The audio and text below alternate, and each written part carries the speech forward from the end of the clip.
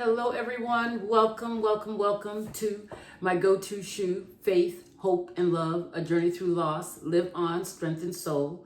And of course, before we get started, like, subscribe, and share. Touch the notification button so you know when I'm coming back. Anyway, so I hope you all have had a blessed week and it hasn't been too hard on you. I know that there's so many things that are going on. To be honest, I have been to two Celebration of Life services last week, and then I had a cousin that passed on this week in New York City. So there's a lot that's been going on, right? Which is not easy. It's not easy, but I know there's some families that are really feeling some pain. Even now, they're still feeling pain of what's happened over the last few weeks. And so I do lift up my cousin, who lost my cousin, who's the one who passed, but his wife and his children, we just lift them up in prayer, Dina and Serena and LJ, because I know, we all know, we talk about that loss is not easy. It's not easy. So on that note, just lift people up that you know, that you don't know. I talk about this all the time. The people we do know, the people we don't know, the family members, just lift everybody up. Our prayer life needs to be in sync and always on point so that we're praying for people, one for another, each other, and it's just who we are and what we have to do.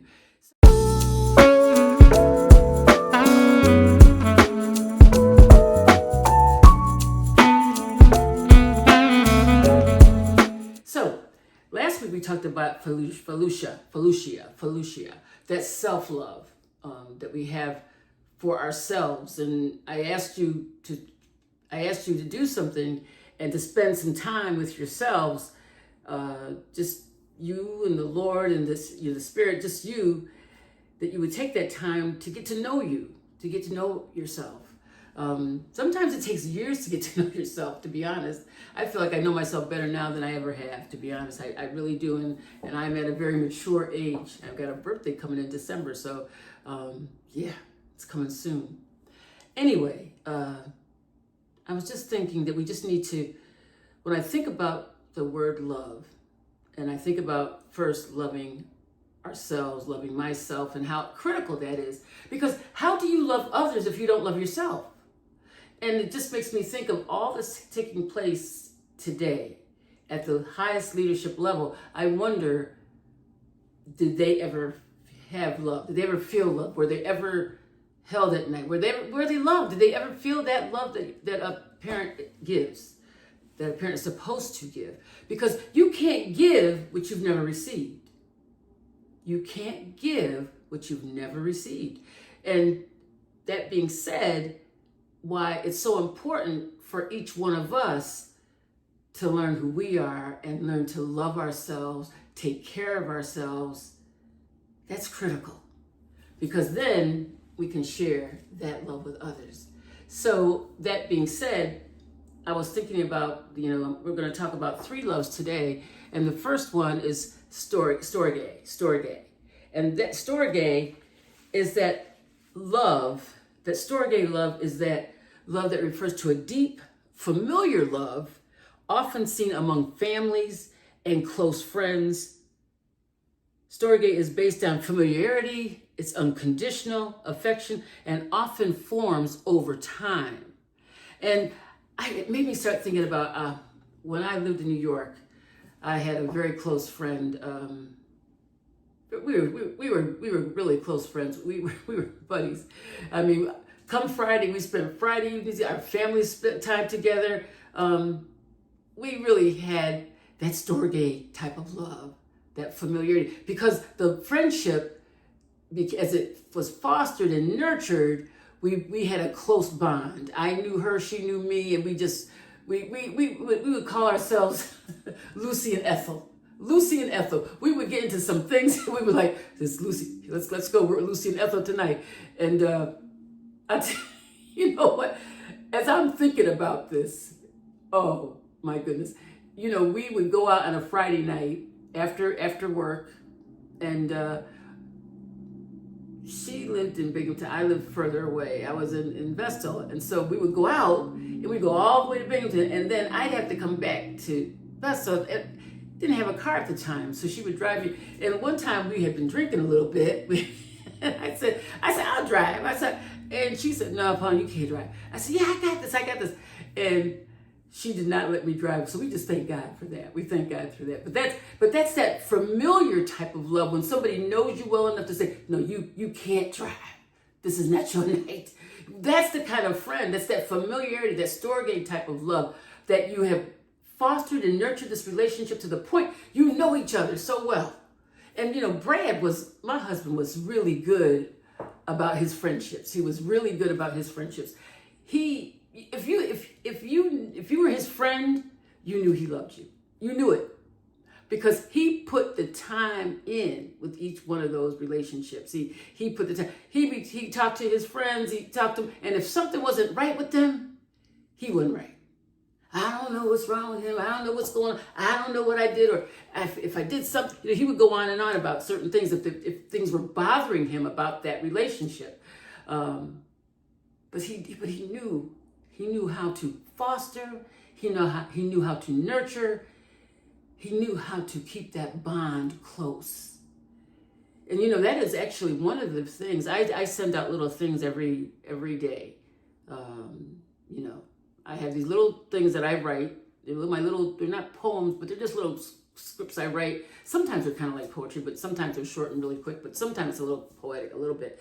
But I started doing that because of the way Brad used to check with his friends on the phone. He'd always call them, he'd always be checking, and he'd always know what was going on with each one of them. He knew what's going on. So I'm not as good at that. I'm not as good as that as he was. But what I do is I send this out, and that's my form of keeping up with my friends. That's my form of just keeping up with my friends. Every now and then I'll actually call someone and I'll just say, "I just need to hear your voice. You need to hear my voice because we haven't spoken in a while, but I'd like you to just hear my voice so I know everything's okay." So that is that Storge type of love. That's that familiarity where you know someone and you want to continue that bond with them. You want to continue that bond. And I know as I'm speaking, you're probably thinking about some of your own friends that you have that Storge type of love. It's unconditional. You care for them. They care for you. But it's not something that you just met them yesterday and all of a sudden you have this bond. This is something that goes on over time. So that's that Storge type of love. Then the other love I want to share with you is the Philia, which is known as that brotherly love, which is similar to Storge, but is characterized by friendship and mutual respect. It is the bond that exists between friends who share companionship, affection, and an emotional closeness. That might be more, maybe what I was just describing was more like those kinds of friends, actually, when I think about it. But it's that Philia love, that brotherly love, that you care for your sister, you care for your brother, you want the best for them. You have formed a bond that is just close. It's a bond like this, and you don't break away from that bond. It's not like you go like this. This bond of that type of brotherly love, that Philia love, is something that's close. It's close, and you nurture that, and you respect one another in it. You respect each other. Love is powerful. It's powerful when we begin to care about folks, and then all of a sudden something goes on and we don't understand what happened to that relationship. There's something just, here it was like this, and then it's just broken. It's broken. And it's like nothing can get it back together. Nothing gets it back together. And that's where God comes in. That's where God comes in. And that's what we have to remember. We've got to make sure that our personal vertical relationship is so on point.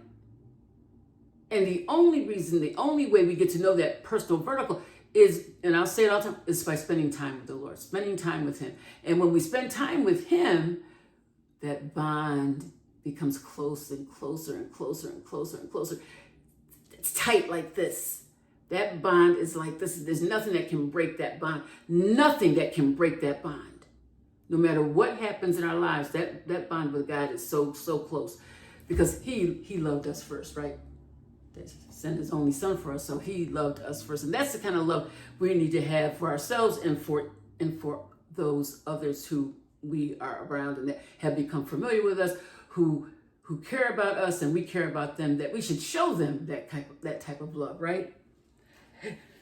And then, so I've talked about Storge, Philia, and that agape love. Agape, and most people are really familiar with the agape love. The unconditional love is often described as selfless and altruistic. It encompasses love for humanity, compassion, and care. And care that doesn't depend on a condition or doesn't have to be reciprocal. It's also associated with a spiritual love. And I think that's what we all have for our communities, that agape love. Because it hurts when we know that people don't have the care that they need. It hurts. And just the other day on the news, there was a veteran that was going through some health issues, and someone thought well enough of him that they came together and they purchased a vehicle, a brand new vehicle, that he could get back and forth to his appointments, get back and forth. And he said on the TV, he said it was like Christmas to him. We're in a time now where we're going to have to show that kind of love. Not that we can go buy someone a car, but there are some things that we can do. There are some things that we can do, whether that's purchasing sneaks, tennis shoes for kids going to school, whether that's purchasing jackets, winter jackets for young kids going to school in elementary, or whatever the case might be. We're in a place now, I really believe, that there's going to be more asked of each one of us. And it doesn't necessarily mean it's always going to be something that's financial, because everybody's struggling, actually. Everybody's struggling. So it's not necessarily financial, but it may be that we just have to be present with folks that know us, that love us, and that we love them, that we can show them. Because I often say this, we may be the only love that some people see. We may be the only love that some people see. Another way I sometimes put it, we may be the only Bible people see because they've never experienced it. I remember when I first came into doing jail ministry many years ago, and when I first started doing jail ministry, and they knew nothing about church. They knew nothing about, who Jesus was. They knew nothing about that part of Christmas. They just knew nothing about that. And I remember being so surprised that, wow, there are people that really don't have an understanding that Jesus came for, his Father, God, sent him down as a babe to love each one of us. And that's why he had to send him to the cross. I'm sure that's not something he wanted to do, but God said he had to do it. He went to the cross for each one of us. So when you see that kind of love, the least we can do is have love for our brother and our sisters. But again, before we get there, we got to love ourselves. That Philia. We've got to show our own selves love. And when we show ourselves love, we begin to do that for other folks, other people that we know. And then we can have that Storge type of love. That Storge kind of love that, as I already mentioned, is with our families and close friends. Because some folks, some folks hard to love. Now let's just say it. say what it is. Some people are hard to love, but the requirement is that we love them anyway. That's the requirement. We have to love them anyway. And reading this book, it's by Max Lucado, A Love Worth Giving. But he says, it's 1 Corinthians, and I'll make sure we put it up there. That's correct, so you know exactly where it's at. But it's 1 Corinthians, I think it's 13, 4 through 8. 1 Corinthians 13, 4 through 8. And it's, love is patient, love is kind. Love does not envy. Love does not boast. It is not proud. Love is not rude. It is not self-seeking. It is not easily angered. It keeps no record of wrongs. There's no delight in evil, but rejoices in the truth. Love always protects, always trusts, always hopes, always perseveres. Love never fails. And that's one of the, you hear that a lot at weddings. You hear that scripture a lot at weddings. So that is something that if we were to put our name there, right? if I were to put 1 Corinthians 13, 4 through 8. I've got it right here. And this is the NIV version, the way the NIV states it, like this.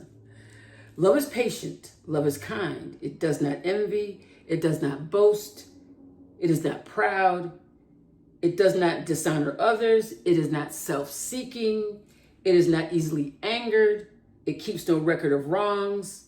Love does not delight in evil, but rejoices with the truth. It always protects, always trusts, always hopes, always perseveres. Love never fails.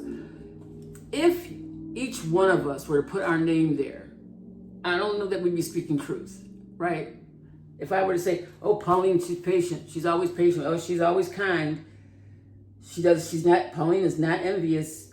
She doesn't boast. Some of these things I could say I'm pretty good at, though, because I've never been envious. That's just not a part of my DNA. However, there's some things in here that probably describe me. I'm the opposite of what it says. I'd like to think that I'm patient, and for the most part, but the one who really is, and I've talked about this before, who we have to more than admire, the one we have to exemplify is Christ, because if we were to put Christ's name here, we know we could take that to the bank. And when you think about if we put Christ's name there in that scripture, put his name there, it would say, then we could embrace the love that he has for us. So let's just put his name there. Jesus is patient with us. Jesus is kind with us. Jesus does not envy. He does not boast. Jesus is not proud. Jesus does not dishonor others. He is not self-seeking. He is not easily angered. He keeps no record of wrongs. Jesus does not delight in evil, but rejoices with truth.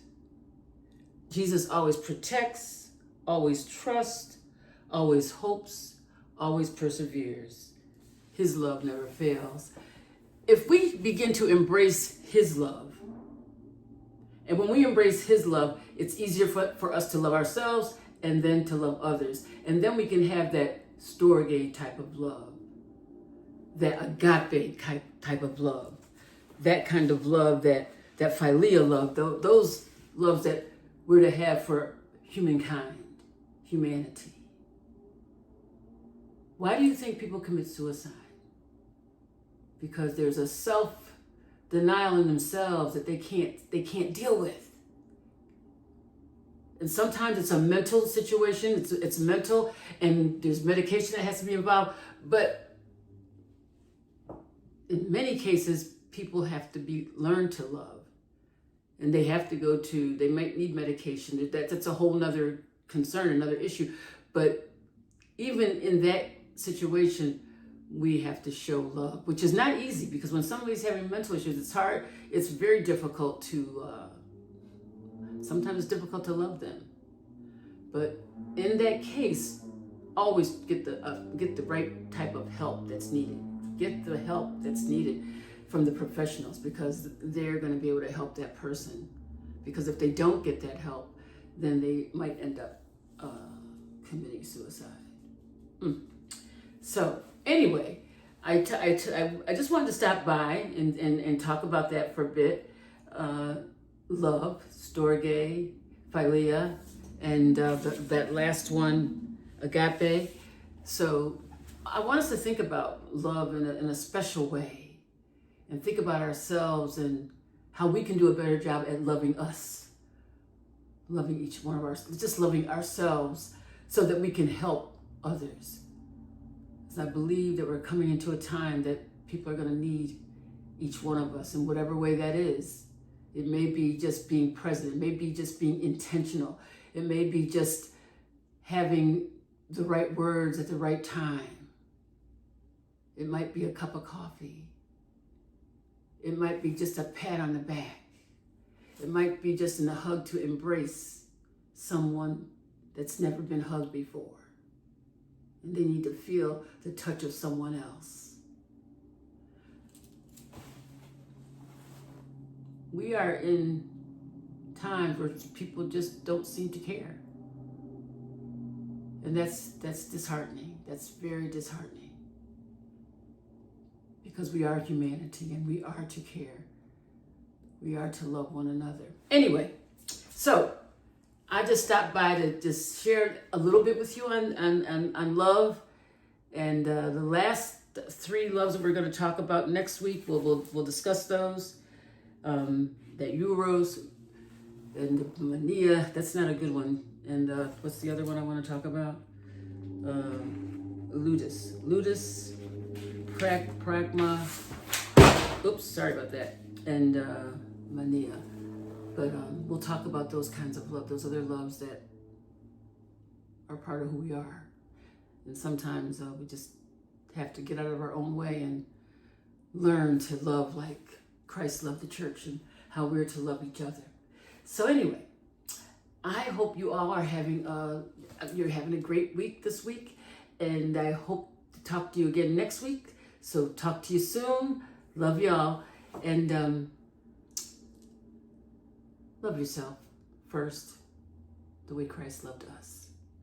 Then love your children, your family, your loved ones, but in all things, keep everyone lifted up in prayer, especially times like this. We need to keep each other lifted in prayer. Okay? Love y'all. God bless you. God bless you. God bless you.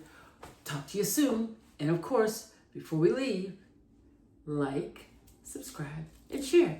Touch the notification button so you know when Pauline's coming back. Love y'all. Talk to you soon. Bye-bye.